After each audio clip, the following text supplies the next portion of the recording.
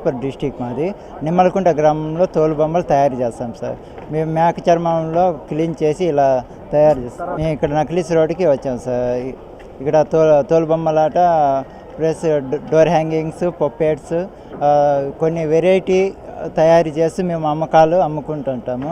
DRD తరపున NABARD, Lepakshi emporium, DCS వాళ్ళు మాకు సహాయం చేస్తూ మాకు టీఐడి ఇస్తూ మాకు సహాయం చేస్తుంటారు. మాకు అలాగే లోన్స్ ఇస్తూ మాకు డిఆర్డి తరపున మాకు వినాయక మహిళా సంఘం తరపున మాకు లోన్స్ ఇస్తూ మాకు ముందుకు పోవాలని వాళ్ళు సహాయం చేస్తున్నారు.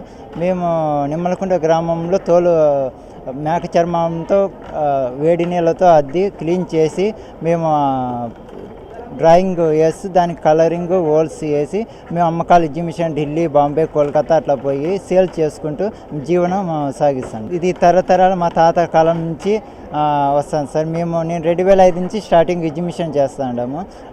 స్టార్టింగ్లో బాంబేకి పోయాను, అక్కడ బాగా సేల్ ఉంది.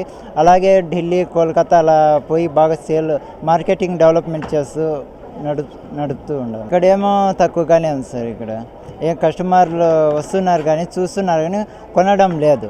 అలాగే మన లేపాక్షి ఎన్టీఆర్ స్టేడియంలో పెట్టారు, అక్కడ బాగా సేల్ బాగా ఉంది సార్.